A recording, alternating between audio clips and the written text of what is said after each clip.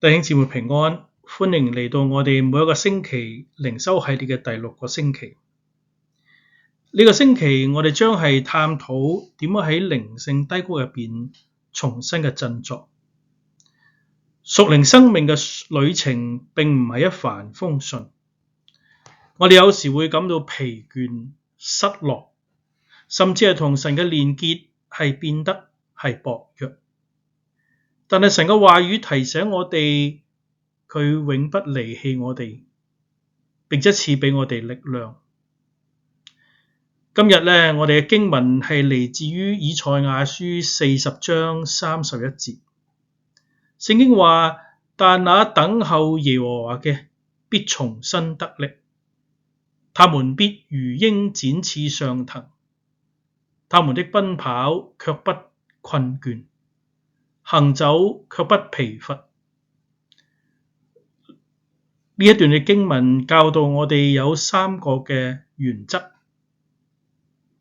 首先第一係等候神，喺靈性嘅低谷入邊，耐心等候神嘅帶領同埋安慰，並且相信佢嘅時刻係最美好嘅。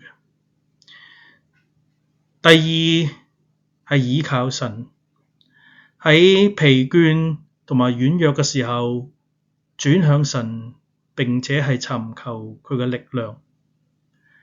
佢係我哋嘅避難所同埋倚靠。第三呢係展翅上騰。當我哋重新得力，就好似鷹咁樣一樣突破困境，飛向屬靈嘅高處。我哋點樣喺靈性嘅低谷入邊重新振作呢？第一，我哋首先嘅要係誠實嘅面對自己，承認自己疲倦同埋軟弱，並且向神係敞開心扉，尋求神嘅安慰同埋幫助。第二，我哋有每日安靜嘅時刻，固定嘅時間去默想神嘅話語，並係用禱告重新同佢建立親密嘅關係。第三係尋求屬靈嘅支持，同屬靈嘅家人夥伴係分享你嘅低谷，並且邀請佢哋為你係代禱，團契中嘅愛係能俾你力量。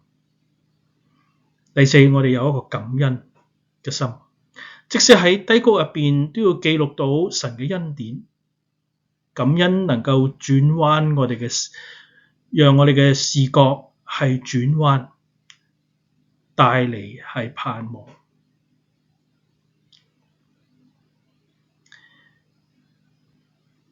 嚟緊呢一周，我哋咧嘅行動咧，我盼望有以下嘅一啲嘅行動係幫助我哋咧去建立我哋嘅屬靈嘅生命。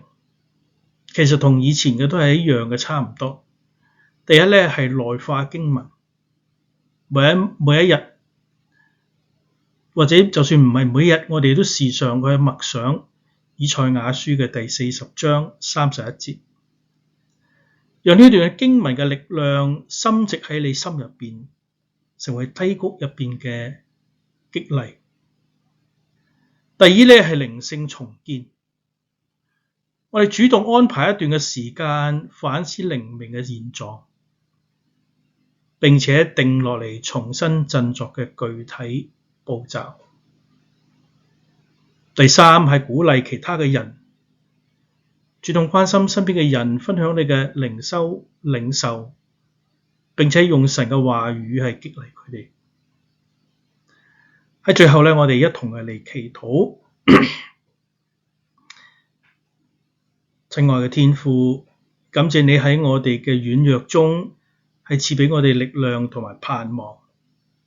求你幫助我哋喺靈性低谷入邊不失去信心，耐心等候你嘅工作，並重新得力，飛向屬靈嘅高處。亦求你使用我哋成為低谷入邊他人嘅祝福，使佢哋因你嘅愛而重新振作。奉我主耶穌基督嘅聖名而祈求，阿門。